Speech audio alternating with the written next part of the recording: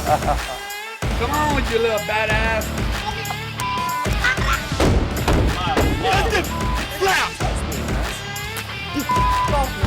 I'm sick of y'all bullying him.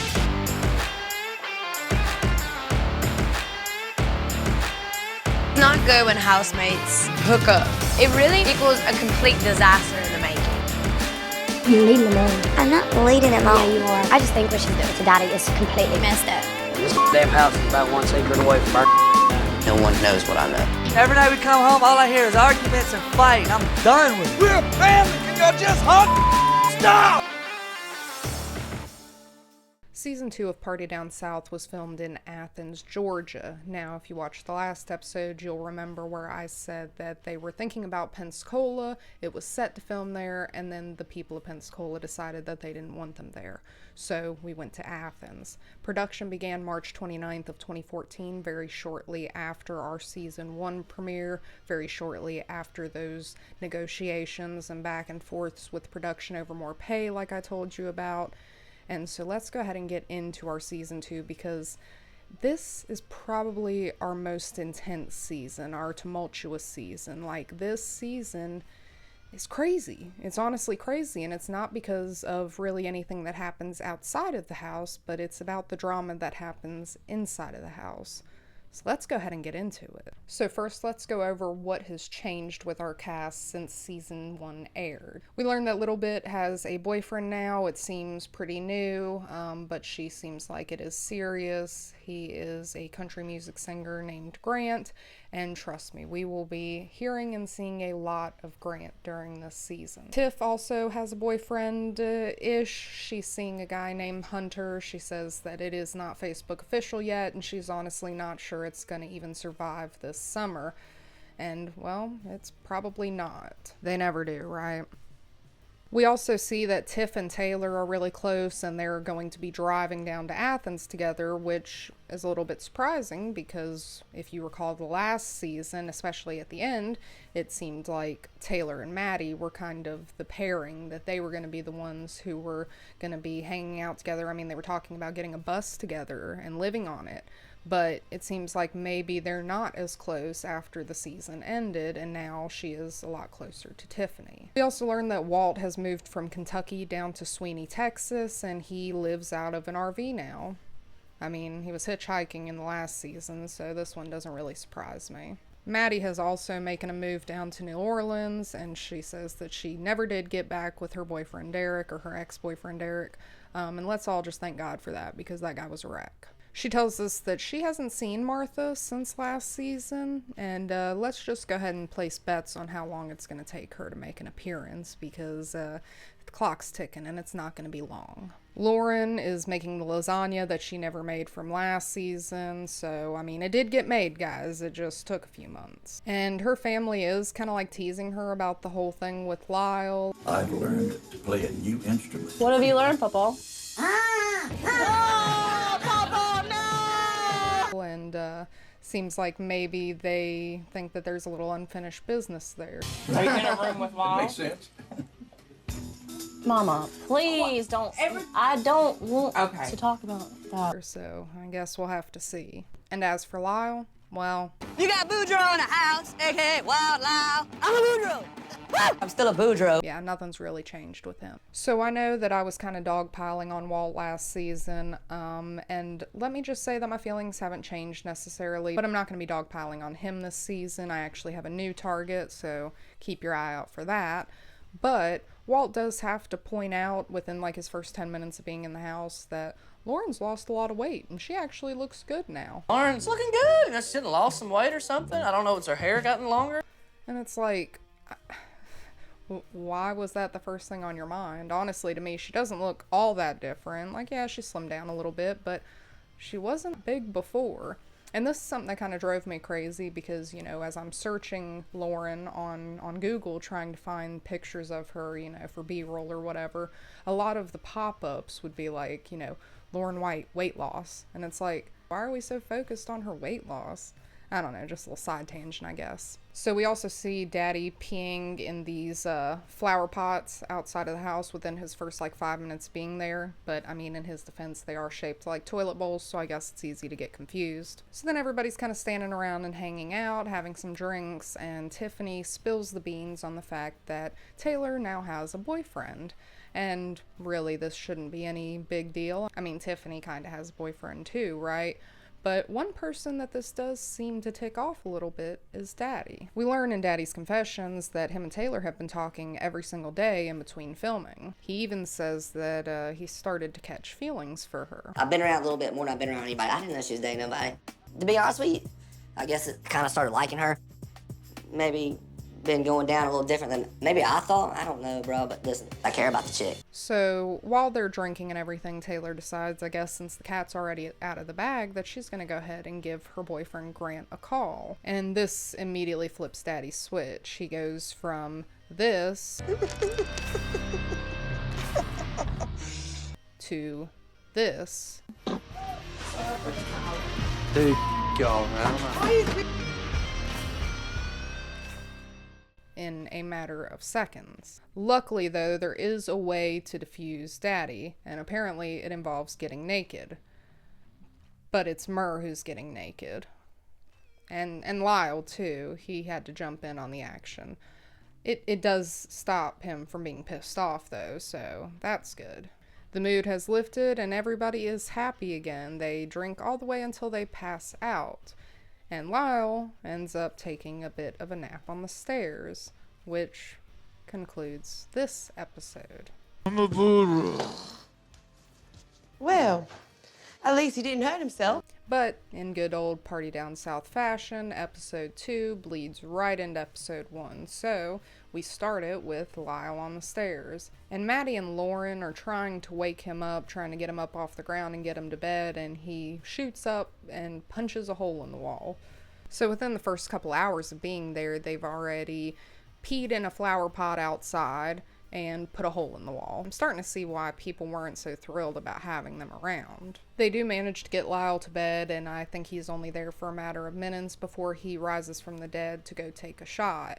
And then he decides he's hungry, so he goes to turn on their gas stove and just leaves the gas running for several seconds, the point where Tiffany has to jump in and turn it all off and tell him, hey dude, you're a little too drunk, why don't you go ahead and go to bed? And this elevates to a massive screaming match between the two of them. But Lyle makes the mistake of calling Tiffany fat, and this completely sets her off to the point where she ends up punching him in the face, like, several times.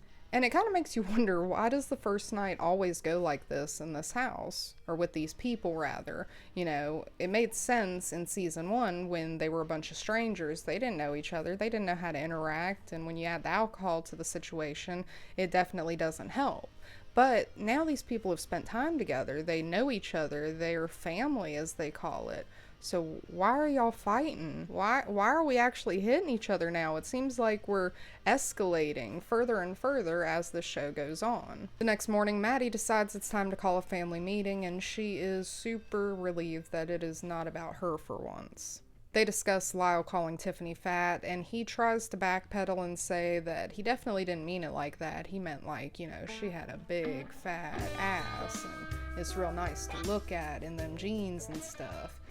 But that's not what it sounded like to me. Like, really, do any of us think that that's what he meant in this moment? I was born sexy in your fat ass! They also discuss the Daddy Little Bit situation, but they won't admit to any feelings or anything between them. Yet in his confessions, he's talking about how hurt he feels that she suddenly has a boyfriend now when they were so close just days, weeks before. And my feelings are hurt right now. Me and Taylor, we've been hanging out a lot away from this house, man. I come to this house, and I think it's different, and I get here and find out something else. That wouldn't hurt anybody's feelings, man. And as they're driving through the town, I think we get another little glimpse of why people weren't very thrilled to welcome them in, because this is how they treat the locals, apparently. I'm pretty sure she flipped us off. Hey girl, how you doing? Jogging. We also see Daddy peeing in a bottle in the back of the car, and this is one thing, but when he decides to drink it afterwards is a whole nother thing. At this point, I'm starting to think he might have a little thing for it. I'm not saying, but I mean, we had Walt, and now we have his own, and, you know, it's starting to look a little suspicious. That night, they're all hanging out at home, and Walt decides that it might be a little bit funny to pick on Daddy for a minute. Now, Walt's been known for pulling pranks before. Last season, he, cut all his facial hair and downstairs hair and sprinkled it into the girls' hair dryers. But this season, he decides to take a different approach with Daddy, and he decides to just flip a switch on him and suddenly act like he wants to start a fight. They're all out there laughing and joking, and all of a sudden, Walt's just like, I could probably knock you out, you know that? And, of course, Daddy's been a little bit on edge ever since Taylor broke the news about her boyfriend, so he starts coming back at Walt, and he's like, alright, well, if you want to swing, go ahead and try something. Murr also comes out and gets in on the joke a little bit, and so now they're kind of both teaming up on Daddy, and after pushing him around and slapping him, they start to realize that Daddy's not really having fun anymore. And I wonder why. I don't think the guy was ever having fun. You just kind of started picking on him for no reason. So, of course, now Daddy's all riled up and ready to go. And Murray is still picking on him. Albeit he wasn't as aggro as Walt, but he is still, egging him on. And clearly, Daddy's not playing anymore. He's about had it. So he pushes Murray to the ground hard. And you remember last season when I said that, Daddy's not really the type who's going to get drunk and, be violent or angry like some of our other cast members who have these drunk alter egos, but this season's a little different because he has some internal battle going on in his head right now, and it's because of Little Bit. So all the fighting and arguing has seemingly come to an end, the boys have gone their separate ways, but Murray decides to go outside and rile Daddy up again. It gets to the point where Lyle has to come out and scream at them to stop. So he has to come out and be the voice of reason. And there's a problem when Lyle is the voice of reason. Hey, y'all fight me, bro. Let's fight. Let's get it. Let's get this shit over with. Start knocking mother heads off. Why the are we doing this? Why? I ain't no Bourgeois. We're a family. Can y'all just hug and stop? And I'm the sober one. They do listen though, and this closes out our night.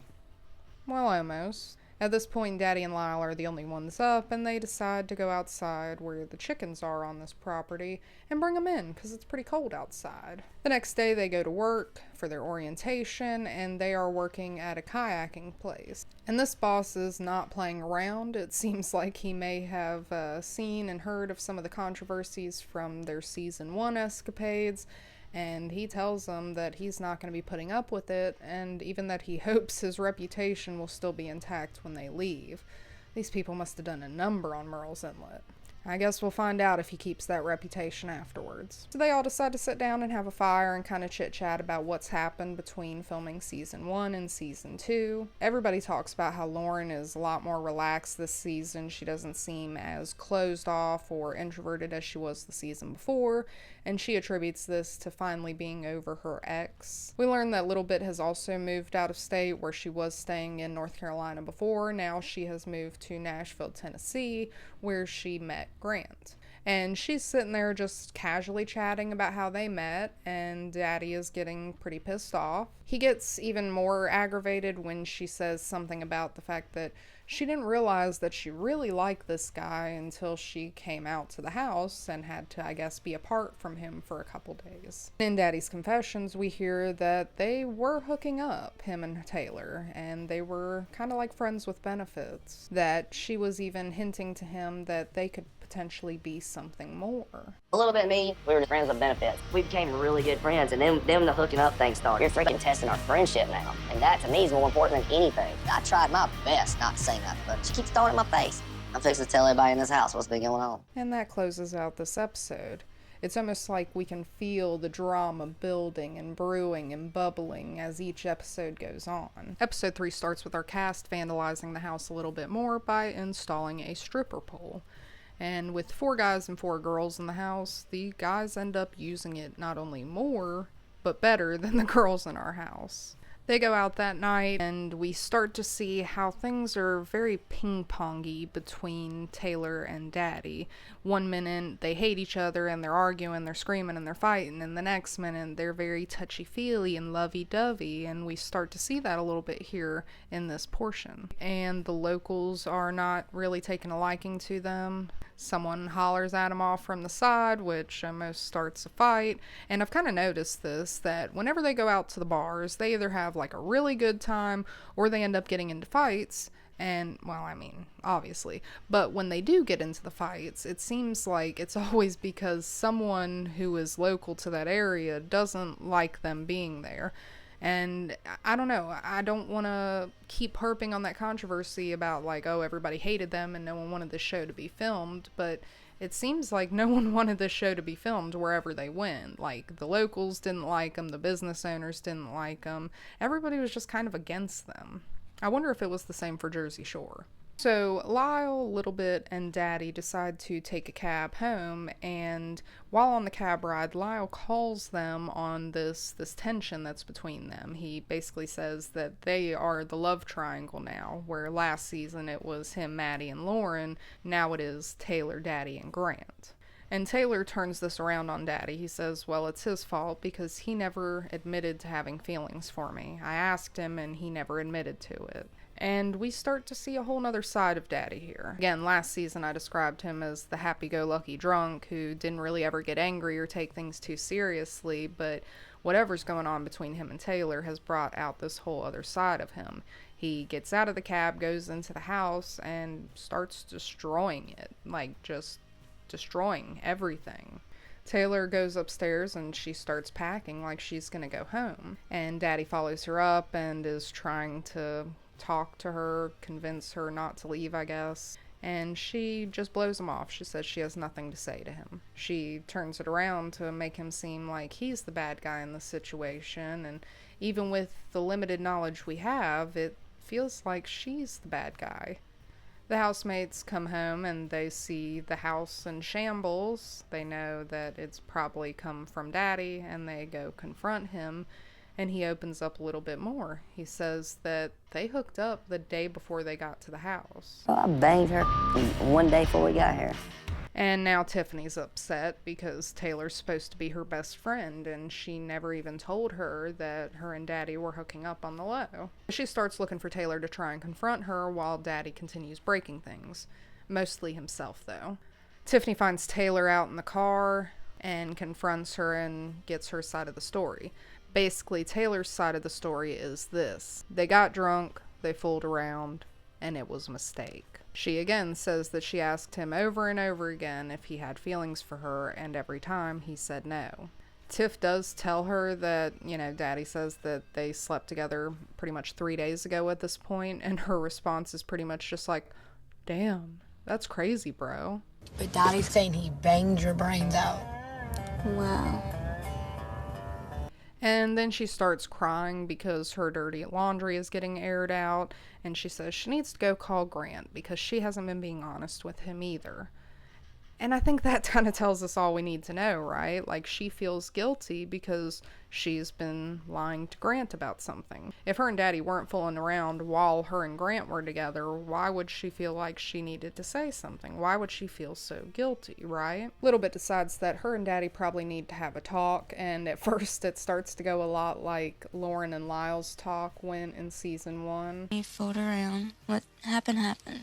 We did what we did. And again, she claims to him that she thought it was just a friends with benefits thing, that there really wasn't anything serious about it. Now all she wants to do is be friends, that she just realized when she got to the house that day that she really, really, really liked Grant. And Daddy's next question hits pretty hard. Oh, so what about the day before that day? He feels played, betrayed, even a little bit like a sucker. And she's pretty much just like, sorry you feel that way, bro. I asked you if you liked me or if you liked me, and you said you just liked me, so I didn't think anything of it, so you shouldn't have really felt that way. It's your fault. And Daddy says that that's not really how their conversation went, that he never really gave an answer, but she kind of brushed him off and was like, well, you're just a player anyway. He says that even if he didn't say it, she should have seen it and she should have known. And then she calls him a mistake, again, to his face. But when she starts crying, it kind of diffuses Daddy. He, takes a step back and isn't as mean to her. And I hate how much control she has over him in that moment. I hate how manipulative she is being towards him. And then her tears are all dried up once he's calm again, and she tries to tell him that she's never had a problem with him, going and hooking up with girls or bringing girls home or whatever. And I have to assume she's talking about the time between filming season 1 and season 2, because in season 1, he didn't bring anybody home. Like, he had that one thing with Lyle with those other 2 girls that he completely ruined because he thought he was sleeping with a little bit. And this season, he hasn't hooked up with anybody yet. So I don't really know what she's talking about here, unless she is referring to that time between the seasons.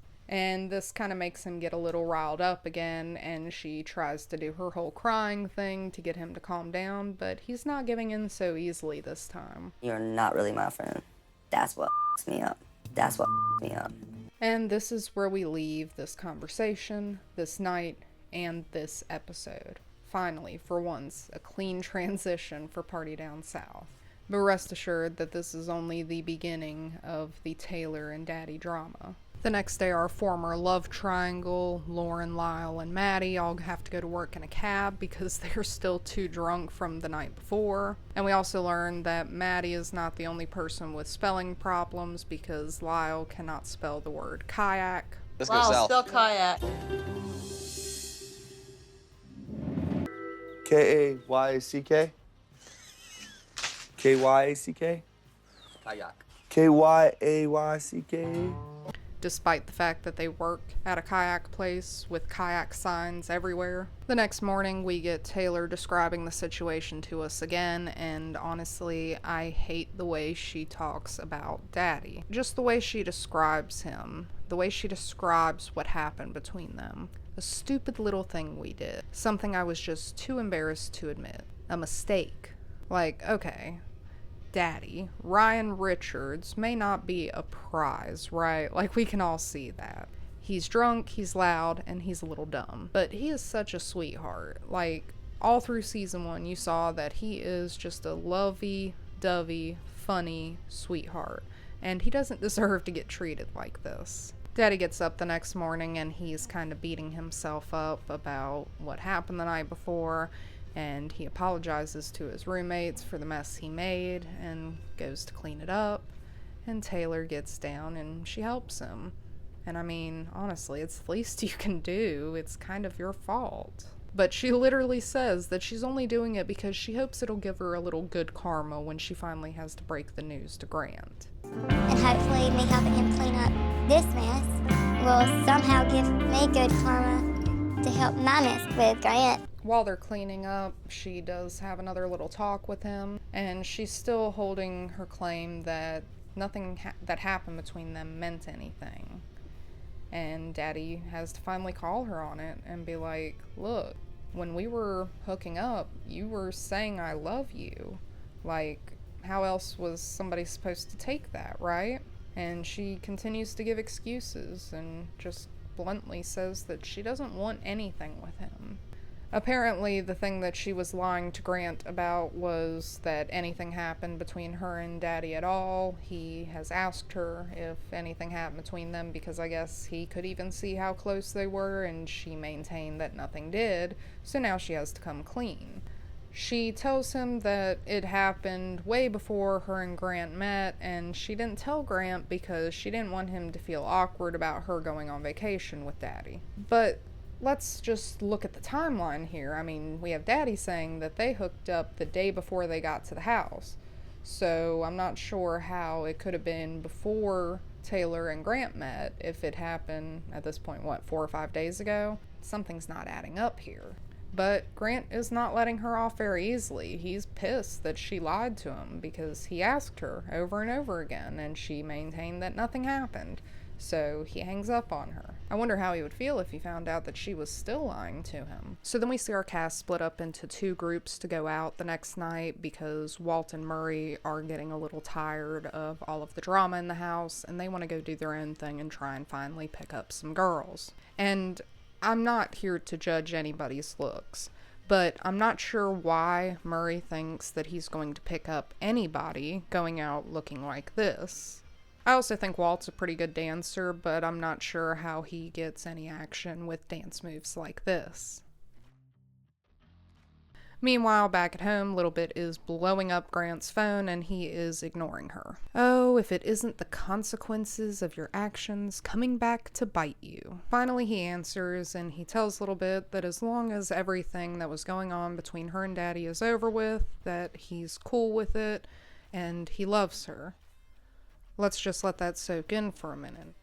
He loves her. How long have the two of them been messing around to the point to where he loves her? On the cab ride back home, Lyle starts picking a fight with Lauren, claiming that she grabbed on him while they were in the club dancing, and what started as fun quickly becomes another fight. It's like siblings almost, which is a little weird considering their past. She's chasing him around the house, throwing stuff at him, and at this point, I'm starting to think Lyle's a little bit into it because he's practically begging her to hit him. Yeah, I'm about to hit you in the face. Let's go. Come on, baby, smack me. I got good insurance. You grab my and shake your ass on me. And she does. Is that what I want to do? That what I Do it again. want to do? Do it again. One more time. And now he's crying again. Lyle and Lauren are both giving each other silent treatments the next morning because they're both expecting the other to apologize to them. Lyle calls it tension. Me and Lauren got a little awkward tension going on. So Daddy convinces Lauren to test Lyle a little bit, to try and throw herself at him and just see what happens. And that's not really what happens here, but Lauren does go talk to Lyle. She apologizes for hitting him the night before and says that if she did grab him, then she truly doesn't remember it. And Lyle accepts her apology a little too well. He gets on a knee. He slaps her behind because he wants to keep his options open. He literally says it. Don't want to burn them bridges. You never know when I might want to tap that again. And I mean, he has struck out at every single bar they've gone to, so I can see why he might need to. At this point, Tiffany decides to talk to Daddy about what really went down between him and Littlebit. And he maintains the same thing he's been saying, that he never told her he didn't have feelings for her, that her I love yous carried into the bedroom past their friendly I love yous that they all say to each other. That at that point, he really didn't feel like there was anything more to say. It was obvious. And we find out a little bit more about our timeline here. Apparently on day 1, we have Taylor and Grant going to her grandparents' house so she can introduce him to their family. Day 2, she's sleeping with Daddy. And day 3, they are going to the house to film season 2. And she suddenly has these huge feelings for Grant that she just can't deny anymore. So Tiffany goes to call Taylor out again. And again, Taylor swears that Daddy is lying. But let's be honest with ourselves here, what does the man have to lie about? Like, honestly, his feelings are exploding out of him. His actions are speaking much louder than his words ever could. He's destroying houses because he finds out that she has a boyfriend that she never told him about. Meanwhile, Taylor has tons worth lying about. She's been playing two dudes at the same time, and now it's all about to come out on national television for our enjoyment. That night, they have a family dinner at home, and Taylor makes the announcement that she's gonna leave the house and go back home. And Daddy feels bad about this, feels like he drove her away, ruined her entire vacation. But she's done this to herself. We all see that. And that brings us to an end for episode 4. Let's move into episode 5. Tiffany calls Littlebit out for this. She says that she's running away from her problems. And the entire time she is crying, but I don't see any tears coming out. Even if I look closely, I still can't see any tears coming out. Y'all let me know. That's how I know she is manipulative. And after the girls come up and they start crying to her because they don't want her to leave, she decides that she'll sleep on it and make a decision in the morning. Seems to me like she got a little positive attention and decided to stick around, hoping that no one would be mean to her anymore because she could just up and leave. Like, she even says she needs a shoulder to cry on. She needs validation that she's not wrong. I need a shoulder to cry on. I need someone to tell me, girl, no wonder you're confused. I'd be the same way. So she calls her mom for guidance. And her mom tells her that it's the devil inside of her. Honey, you're just going to have to ask God to help you with this. All the darkness in your mind is of the devil. I knew the devil was going to be on you. And I've been there laying down on my knees, crying and praying for you. And you know what? God gave you that little tiny body that everybody wants. Like, no wonder this girl can't take any accountability for her actions. And then her mom also tells her to just keep fooling around with Daddy if that's what she wants to do. That there is absolutely nothing wrong with what she did. I only live once, Taylor. There ain't nothing wrong with what you did with Daddy, okay? And if you want to do it again, go do it. Now, I'm sorry, but do good Christian values usually involve messing around with two guys at the same time? Not that I'm aware of. But after this talk, Taylor decides to stay, that she's not gonna let the devil win. I will not let the devil win. Do not let the devil win. What the hell does that even mean? What is the devil winning? She's the devil. She's winning. She's literally having her cake and eating it too. But here is the turning point for our drama with Little Bit and Daddy. From now on, instead of having awkward, angry tension surrounding them, they have some flirty sexual tension instead. They compliment each other, speak in cliches, exchange flirty looks, long eye contact, grabbing on each other, holding hands, and getting in bed together. And Daddy loses his true love. Yeah, not Taylor. The other one, the real one, his funnel. He's having a bad season. Tiffany calls Hunter her boyfriend-ish from back home, and he's very distant towards her. And then Daddy has a couple of his friends coming over. We meet Josh, Cody, and Will. They go out, they're partying it up, having a good time, and Daddy sneaks off into the bathroom with some dude's wife. Meanwhile, Maddie and Daddy's friend Josh are getting pretty close. They're flirting back and forth, getting a little handsy, and she invites him to sleep in her bed that night, but it's his birthday and he parties a little too hard, so he passes out before anything happens. Daddy does get some retribution though, because he does manage to find his funnel. Yeah, hey, mother damn it! Yeah! It is what it is. Little Bit's got a boyfriend, I still got my funnel. But then he starts getting a little irritated with Taylor again, and she starts getting really ugly towards him, and Maddie has to step in and call her out. Y'all need to let that come out because she was lying to him and he, you know what I mean? No, Maddie, you weren't even dating. I don't like to get in people's business, but I'm so over it at this point. I decided to step in. Daddy, you didn't lie to Daddy. You never told Daddy about Daddy never told me he had feelings for me. I have to understand everybody's perspective. And I have numerous of times. Good for you. Maddie, stay the out of it. And of course, Taylor starts crying again, and Maddie is not having it. She's giving her a taste of her own medicine by being cold to her like she has been cold to Daddy this whole time. Not respecting me, Maddie. I'll call you little man. Do what you do. You being I'ma still do me. I can't believe that. Yep, bet you can. Shocking, just like I can't believe you a liar. Bye, Felicia. Go home. In episode 6, we see Daddy apologizing to Taylor for the treatment she is getting from the rest of the group. And honestly, I'm tired of seeing him apologize to her and be the bigger person. I think she's getting every ounce of what she deserves, and maybe not even enough. Taylor decides to try and smooth things over with Maddie, but Maddie is standing firm on what she said. I know we both said some things. Honestly, though, I said some things I meant last night.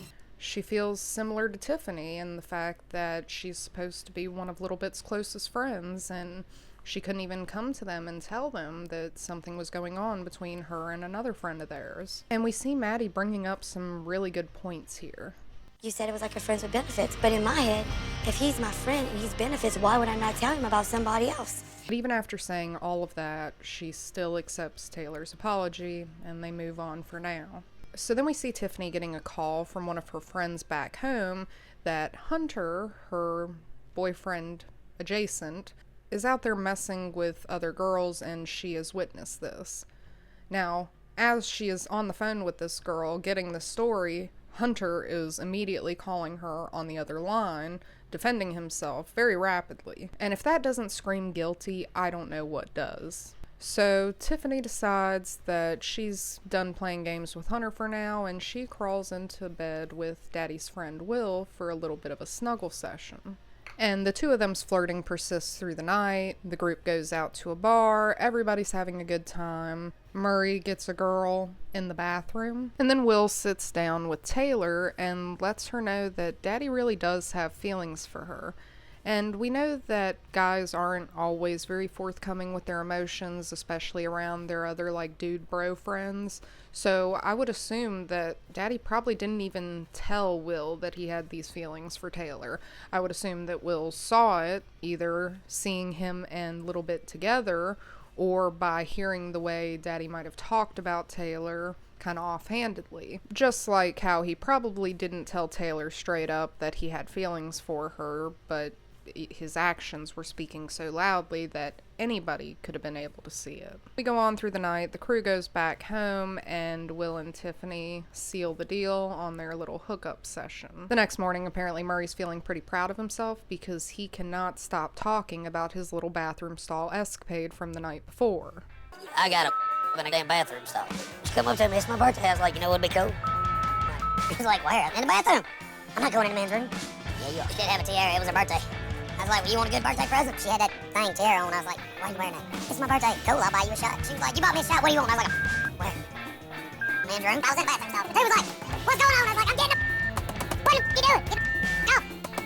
Apparently Murray's got a Hummer in the bathroom at the club. I'm starting to think maybe this is the first Murray's ever had in his life. It's a big deal. And Taylor has suddenly decided that the best way to deal with this situation is to stop babying Daddy and just have Grant come on over. To me, it seems like she just wants to continue being selfish. Like, seriously, Daddy has just started chilling out. He's not breaking things anymore, and now she wants to go and do this. I will say that at least she tells Daddy that she's going to invite the dude over instead of just inviting him over and letting him show up. But her explanation is kind of bullshit to me. This whole time I've been saying no, Grant's not coming, he's not coming, not no, but hell no, because now I do know you have feelings, and what kind of bitch am I to bring him and rub that in your face? Right.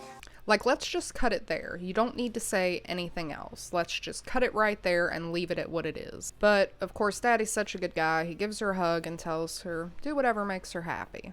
And in Murray's words, I got a feeling that all hell is going to end up breaking loose for us up with. Episode 7 is Grant's big visit.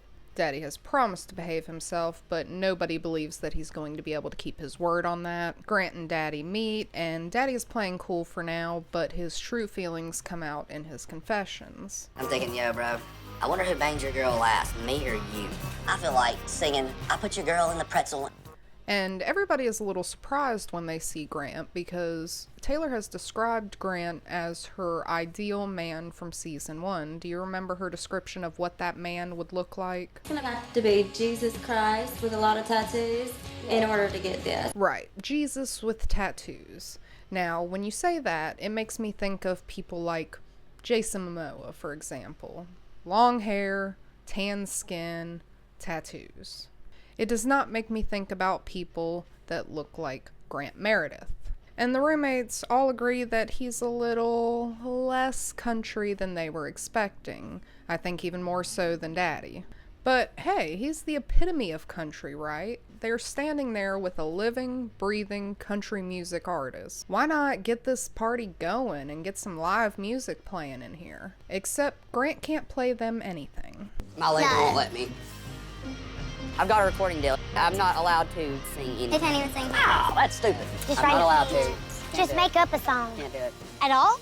And I just think this is funny because he's going on and on about how his record label would not be cool with it. He can't do it. He's signed. He's big time now.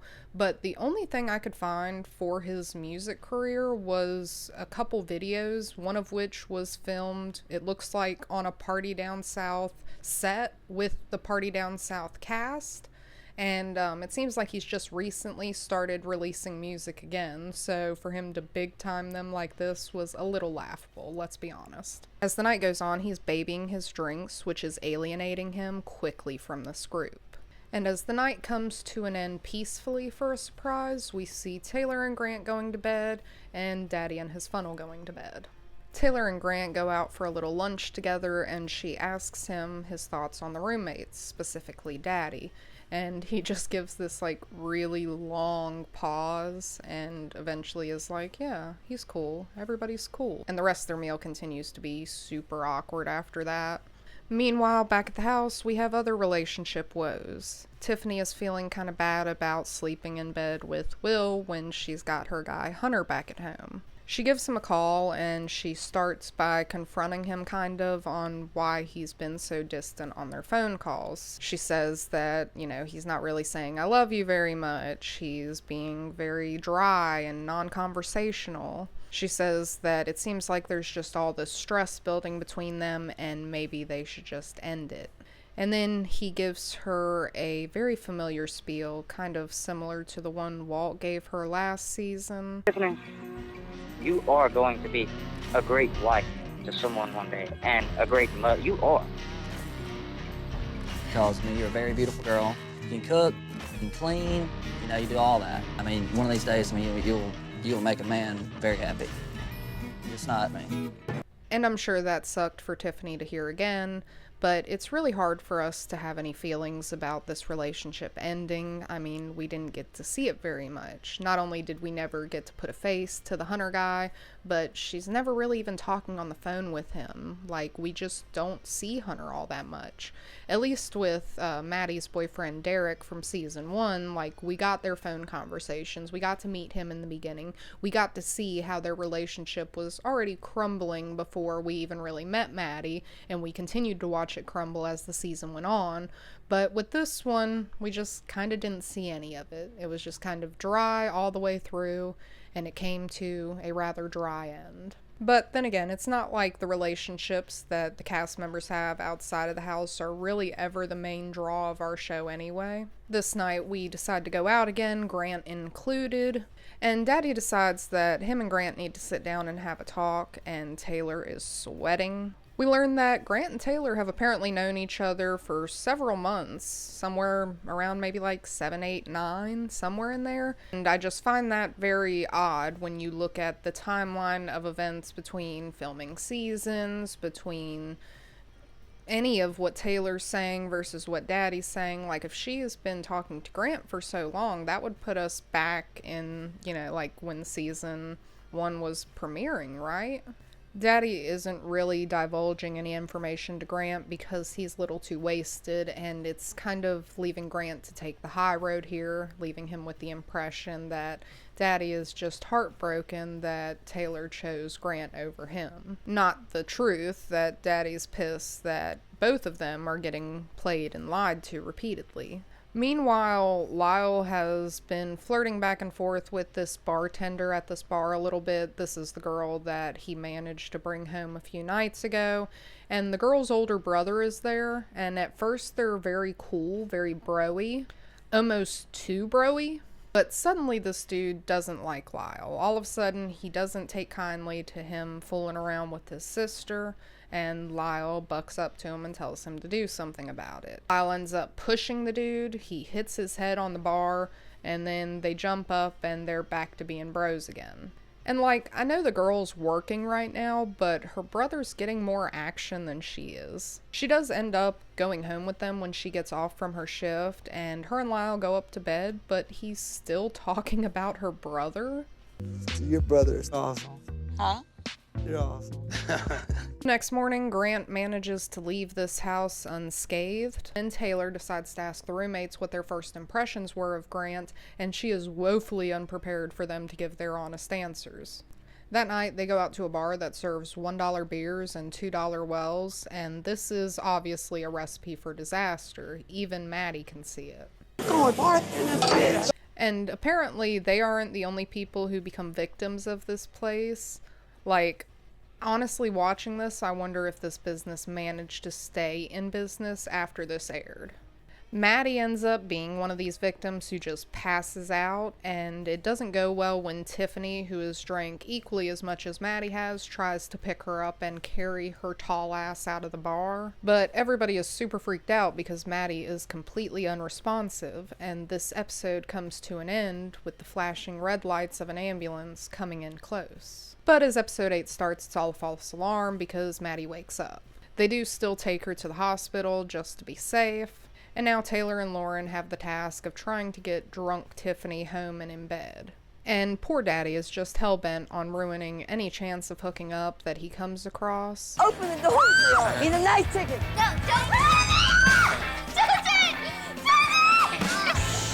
What girl's afraid of? Morgan, get your purse. We need to go home. What? No. Wait. Let's go now. No. Seriously. Wait.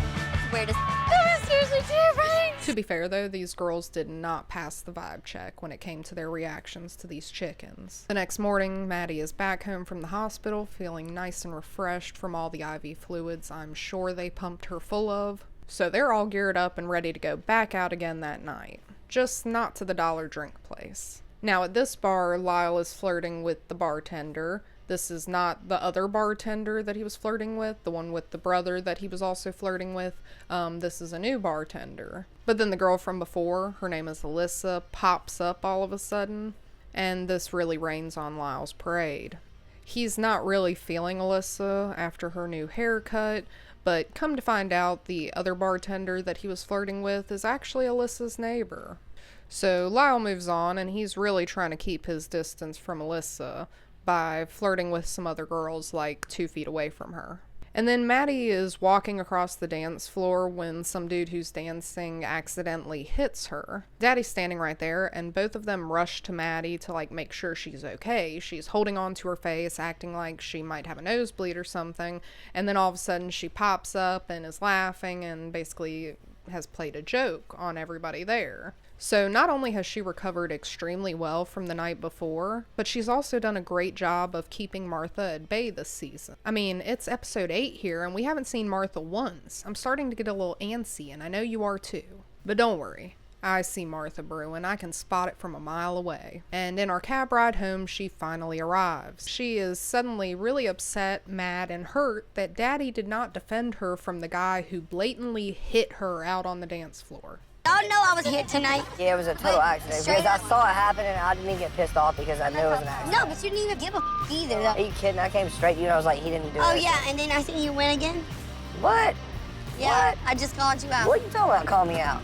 You think I let a boy hit you in the face on purpose? Yeah. Whatever, Maddie. She just cannot believe that Daddy would stand by and watch a man punch her in the face and not do anything about it. Daddy doesn't want to put up with this, so by the time they get home, he just decides to go upstairs and go to bed. But Martha is a hurricane. There are no innocent bystanders in her path. Everybody will be a victim. So Maddie goes off on everybody else for believing Daddy's narrative. You think if a guy punched me, I would look at him and laugh at him? Murray, if y'all think I'd do that, y'all don't know me at all. And y'all sound the alarms because I have gone from shitting on Walt to agreeing with him. I know, I couldn't believe it either. So Tiffany is trying to console Martha, and she says, "You know what I think your problem is? Patron." But y'all want me to tell you what I think the problem is? I'm not even gonna lie to you. Patron. And I didn't include this in my season 1 coverage because it was so stupid and inconsequential to me, but she said something very similar to Lyle that season. She said that his problem though was whiskey. That was his diagnosis. Yeah, but you know what I think? I think it's whiskey, maybe. You could be right. Maybe just try drinking beer and taking shots or whatever. See if that works.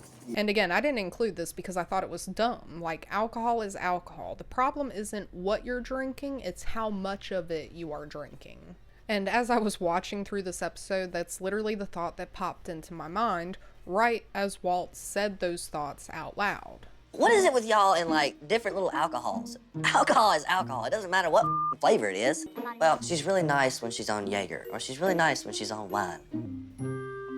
The next morning, Maddie and Daddy are able to hug it out, and we leave this Martha incident unaddressed. And we see Lyle calling over this girl named Katie. Katie is a girl that he was talking to while trying to avoid Alyssa the night before. So Katie brings her friend Becca over to the house, and they stay behind with Lyle and Daddy. And it'll be fun to see how Daddy's luck plays out, because so far he's 3-0. And it's not looking good, because while she is changing into some pajamas that he gives her, he is talking to Taylor, telling her he loves her, kind of getting on top of her. And it's just not really a good look, and it's boosting Taylor's head also. Love you, little bit. Daddy brought this chick back, but Daddy's way more focused on the good he once had, and he's ruining what he's got right beside him. But he has had a little too much to drink to be functional, so his luck turns 4-0.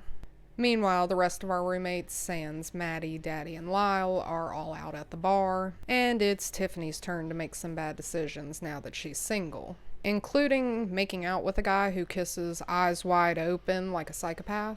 Walt does swoop in and save her from this, but Tiffany's not happy. Meanwhile, Murray's getting it on with some girl in the back seat behind them. And I don't know, I'll agree that Walt definitely saved her from a situation. You know, she probably had no business going home with this man, and sober her would probably thank him for it.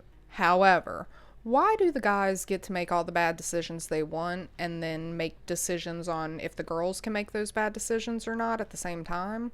If y'all are all just partying, making bad decisions, let those bad decisions be for everybody. Y'all don't get to make any choices when it comes to what the girls want to do or not do. They get home, and Murray makes the mistake of stepping out for a smoke and getting caught up in a drunk girl's emotions. Luckily, he is able to salvage things before that girl takes off on him, except she expected him to come prepared with a certain type of protection, and seeing as he is ill-equipped, she's gonna just have to assume the small spoon position, in Murray's words.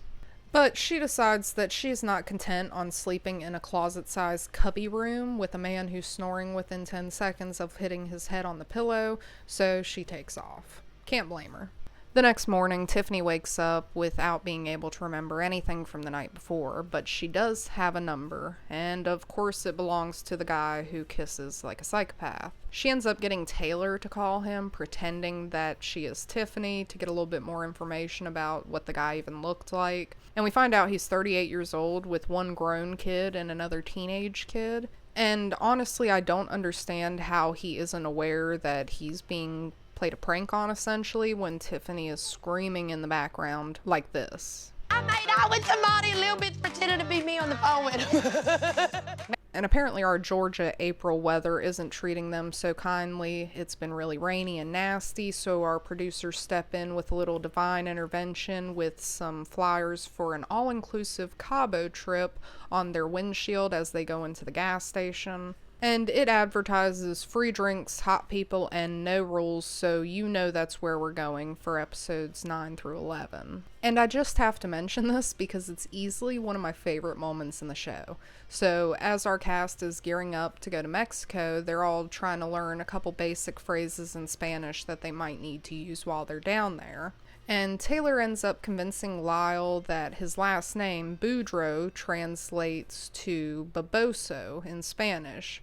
Meanwhile, baboso loosely translates to dumbass. So as much as I dislike Taylor, she does give us this beautiful moment of getting to see Lyle scream, "I'm a dumbass," all throughout not only their house, but Mexico as well.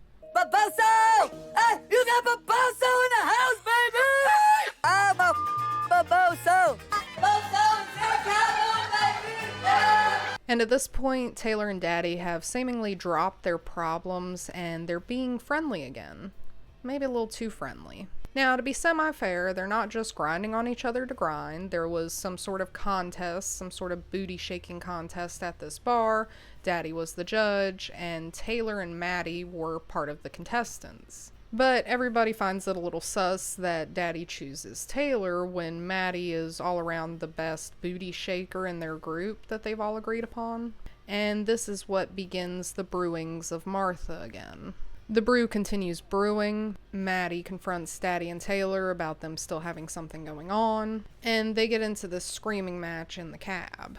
But somehow Daddy is the only person in this house who can get through to Martha. Bye, Felicia. No matter what, I want you to know something. I love you, man. You're my homie. Day one, man. What's my favorite color? Red. Your favorite animal is unicorn. Red unicorn. And this brings us to an end of the night, but we're not done here in Cabo. The next night, they're all out preemptively clubbing for Little Bit's birthday that's hitting at midnight, and she is just absolutely mortified to see Daddy dancing with other girls. She's pulling him away, trying to get his attention all night long. And the next night, when they're out celebrating her birthday for real this time, she's pushing that line again and continuing to mess with Daddy's head. And then Martha arrives, but it's actually Daddy who ends up getting them kicked out of this bar. But you can guarantee Martha is coming out in full force as they try and get her to leave the bar. And she calls out Little Bit once again, but at this point the roommates are a little bit tired of having to deal with Martha. And they call her out on it, and then everybody starts to kind of dogpile on Lauren because she was trying to calm Maddie down. And we learn that Taylor thinks that Maddie is calling her out not because what she's doing to Daddy is wrong in any way, shape, or form, but because Maddie is jealous that she is hooked up with Daddy and Maddie hasn't. She's jealous that I had sex with him. And unfortunately, we see Daddy losing his funnel once again. The guy just can't keep track of it. And this is our last day in Cabo, so our crew decides that they're going to start the day off with a booze cruise and end it with a nice fancy dinner. I don't know about you, but it doesn't really seem like that's a good environment for them to be in after a booze cruise, but hey. And Lyle is tapped out before the entrees even hit the table. So he's gotta go, one way or another. And as we leave Cabo, I want us all to pause for a moment of silence for what we lost, no, for what the world has lost back in 2014.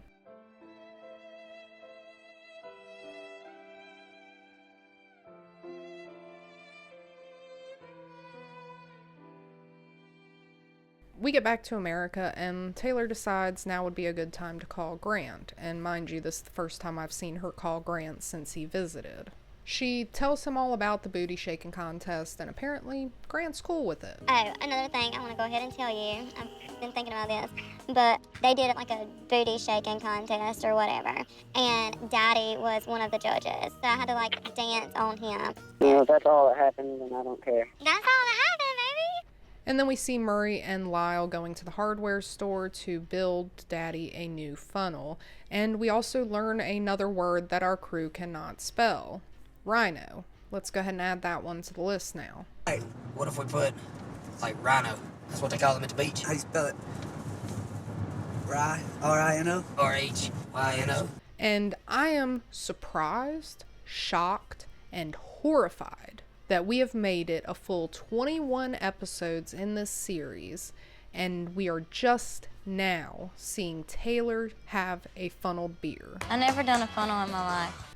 I kind of thought that that was a rite of passage in this house at that point. Like, how are you gonna screw Daddy and never even have a beer funnel? And as our night goes on, she just cannot help but continue to flirt with him. And it's finally gotten to the point where the rest of our crew can see it. I think Little Bit's giving Daddy mixed signals. Like when she's drunk, I ain't even gonna lie, she's a little too friendly with Daddy. With all the little sweet talks and always rubbing on him and it's very flirty. Very. I think she needs to back off a little bit. And then I don't know if y'all know, but the past couple nights that she's been getting face Shane and calling her. In episode 12, after flirting with Daddy all day long, she decides to come home and get on the phone and openly and aggressively flirt with Grant. Probably gonna throw up tonight, but I'm gonna wear your t-shirt, baby. Baby, I'm your brains out. So now Daddy's pissed off again, and he starts speaking his mind. Oh, let me talk to Grant. Can I talk to him?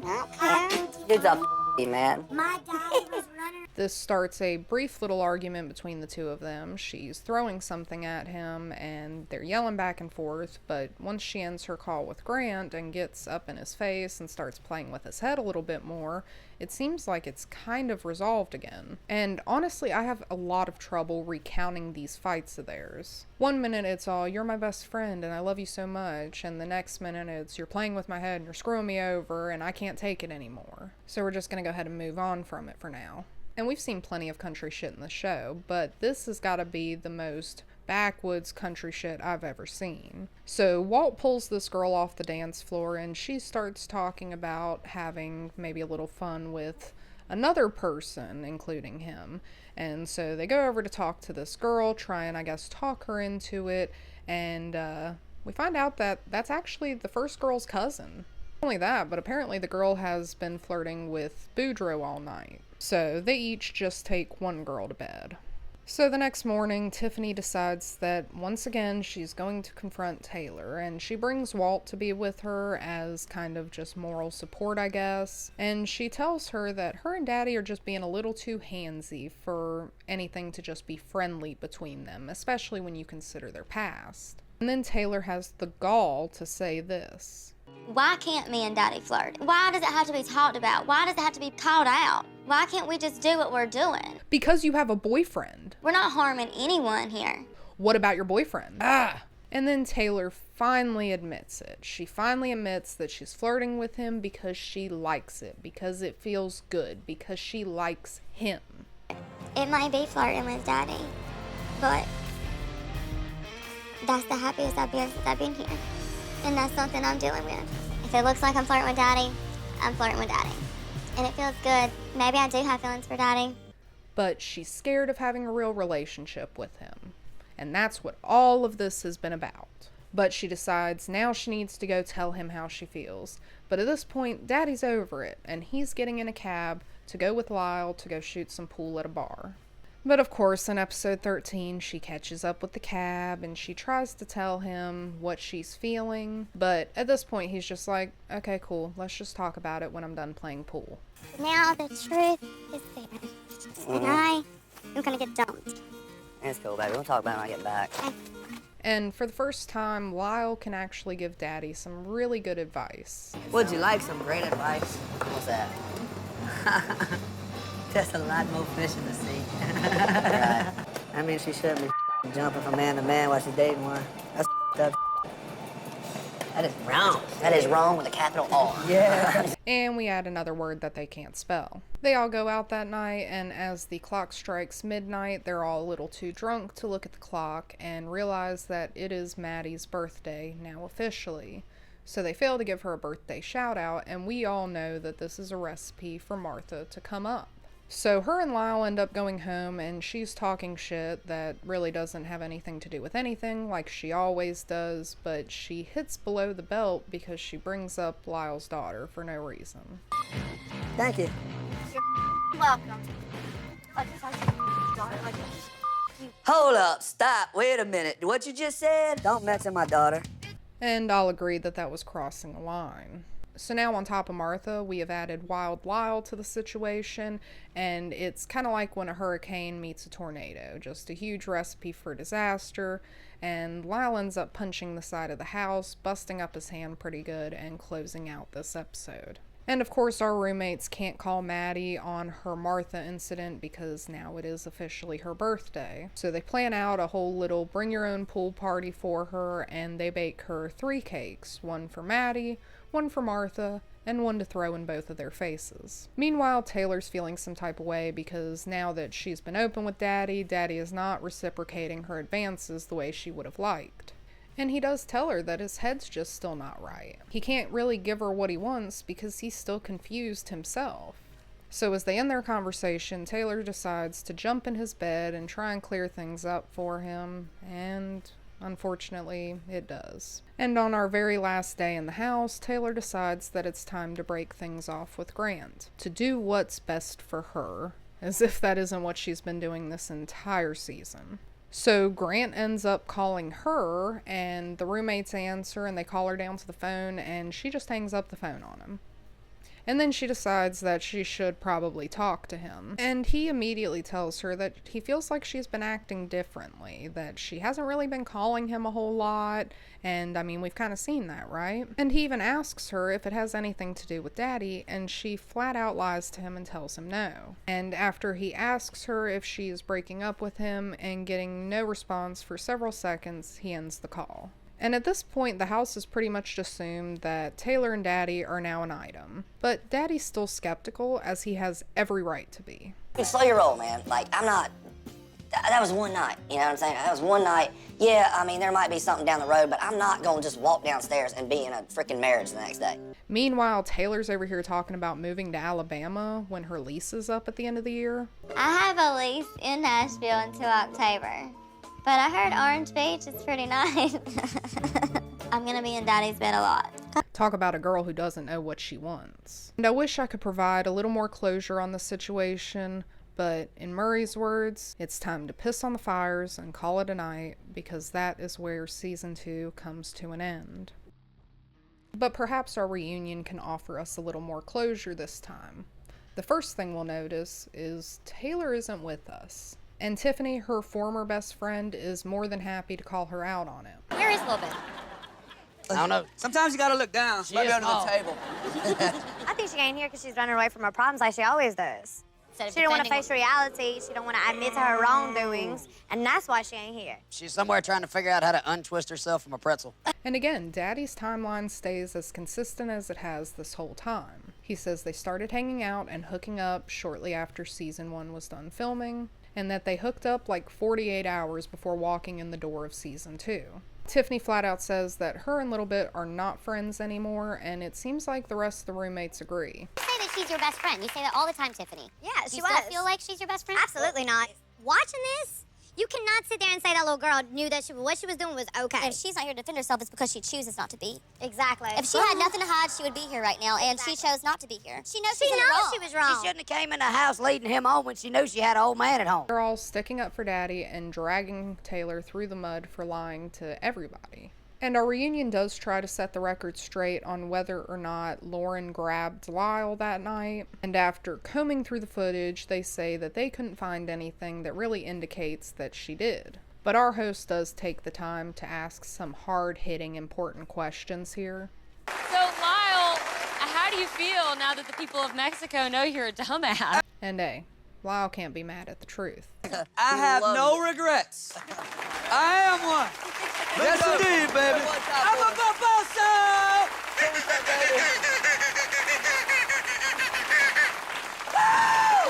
We also learned that since the season aired, Daddy and Maddie have been seen out in the media a little bit, hanging out a lot, and our host asks if something else might be going on between them. So we have seen Maddie and you together on TMZ, Oh, on that's the my internet. homegirl, dude. So y'all have been hanging out, obviously. She's like my best friend. Yeah, dude. So y'all are going on the record pretty much and saying that you're just friends and nothing's happened. Sad dramatic pause. Seems like she's got a secret, so maybe we should just keep this moving. And their silence speaks volumes, but our host quickly moves on, so I will too. And then we learn a little bit more about what happened after season 2 ended. Apparently, Taylor bought Daddy a flight and had him come out to Nashville. He said when he got there, he realized that after everything that had happened, especially on live TV, that there was just no way to go back to the way they were before. Daddy, what's that all about? How are things between the two of you now? We left the show. Ended up, she bought me a plane ticket, went to her house for a few days. I just looked at her and I was like, oh my God, what just happened? I knew that once we had to relive this, we're gonna hate each other. So it was just best just to end it right there. And they think that's why she isn't there at the reunion and why no one has heard from her since season 2 aired, because she has to face the consequences now. Because she ended her relationship with Grant in hopes of finally getting to move somewhere with Daddy, and she took too long to really figure out what she wanted, and Daddy is no longer interested. But this is where we close out our season completely. But you know we aren't done here because I've got controversies to talk about. I forgot to cover this one in my season 1 controversies, but apparently on January 30th, 2014, former congressman and Dukes of Hazzard star Ben Jones wrote a scathing letter to CMT, outraged that Party Down South commercials were airing during reruns of Dukes of Hazzard. In this letter, he calls the show cultural pornography and claims it to be, without a doubt, one of the most offensive and sleaziest things to reach a national audience. He says that the show is insulting to the South and Southerners because it's portraying it all in a bad light, without recognizing the cultural diversities that exist within the South. And as a Southerner, I'd like to speak on that a little bit. I don't know if you could tell from listening to me talk, but yes, I am from the South. And this show is not about the South. It's about partying, just like any other shore show, just like any other reality show that follows this format. That's why it's called Party Down South. That's why they didn't put South first. The most Southern thing about this show is the way they talk. I mean, come on, none of us watched Jersey Shore and really went back thinking that everybody from New Jersey acts like Snooki, did we? Also, in February of 2014, Lyle Boudreaux gets caught on camera burglarizing a car.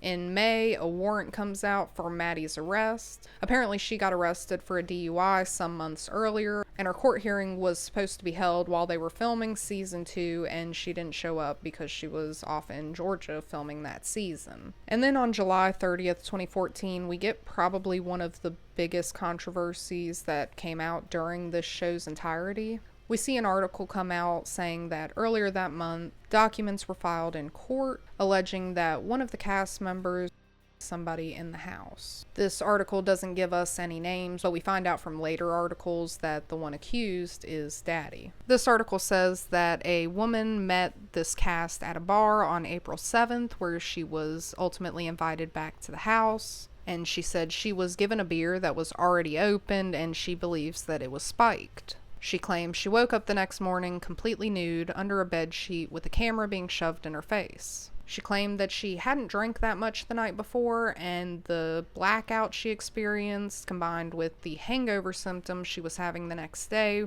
were not congruent with when she had normally had a very drunken night. That's why she believed that something was put in her drink. Police interviewed one of our female cast members who was apparently in the room at the time that this alleged incident occurred, and she said that they seemed to be engaged in some form of intimacy, but nothing that was being said or nothing that she could see seemed to be non-consensual. As police continued their investigations, she was taken in for examination, and there were findings that were consistent with SA.